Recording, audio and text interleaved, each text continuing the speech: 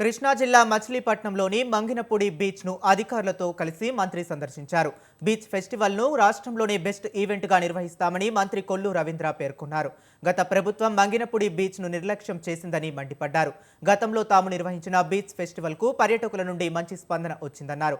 3 రోజుల పాటు beach festival నిర్వహణకు ప్లాన్ చేశామన్నారు. బీచ్ ఫెస్టివల్తో పాటు నేషనల్ స్పోర్ట్స్ను కూడా నిర్వహిస్తామని మంత్రి అన్నారు.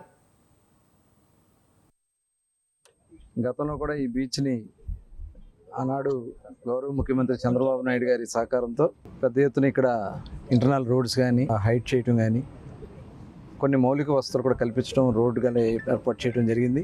చేశారు, దాదాపు మూసేసిన పరిస్థితి చేశారు. తిరిగి మళ్ళీ దీని ప్రాముఖ్యతని, ఎందుకంటే ఇంత విశాలమైనటువంటి సముద్ర తీరం కానీ, ఇంత విశాలమైనటువంటి టూరిజంకి అవకాశం ఉన్నటువంటి ప్రాంతం కానీ మన తీర ప్రాంతంలో దాదాపు 980 కిలోమీటర్ల తీర ప్రాంతంలో ఒక బెస్ట్ టూరిజం బీచ్ ఫ్రంట్గా మచిలీపట్నం మంగినపూడి బీచ్కి అవకాశం ఉంది. మరి ఆనాడు 2018లో బీచ్ ఫెస్టివల్ కండక్ట్ చేయడం జరిగింది. పెద్ద ఎత్తున ఈ ప్రాంతానికి రాష్ట్ర నలుమూలల నుంచే కాకుండా చాలా దూర ప్రాంతాల నుంచి కూడా పర్యాటకులు వచ్చి 3 రోజుల పాటు అటు కల్చరల్ కానీ, అట్లాగే ఇక్కడ కొన్ని అడ్వెంచర్ స్పోర్ట్స్ కానీ, అమ్యూజ్మెంట్ కానీ, అలాగే కొన్ని స్టాల్స్ కానీ, ఇవన్నీ కూడా చాలా వాళ్ళు అప్పుడు ఎంకరేజ్ చేయడం జరిగింది. మే 15 నుంచి 18 వరకు ఈవెంట్ ఉంటుందని చెప్పి మేము భావిస్తాము.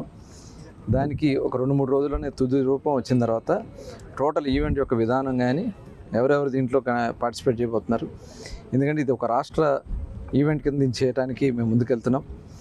ఎందుకంటే ఇది ఒక గేట్వే ఆఫ్ అమరావతి కింద మన మచిలీపట్నానికి ఇటు బీచ్ కానీ అటు పోర్ట్ కానీ అవుతుంది. కాబట్టి దీన్ని ఒక ప్రతిష్టాత్మకంగా రాష్ట్ర ప్రభుత్వం టూరిజం డిపార్ట్మెంట్ కానీ, స్పోర్ట్స్ డిపార్ట్మెంట్ కానీ, ప్రభుత్వ యంత్రాంగం మొత్తం కూడా దీన్ని ముందుకు తీసుకెళ్ళాలని ప్లాన్ చేస్తున్నాం. డెఫినెట్గా ఒక బెస్ట్ ఈవెంట్ కింద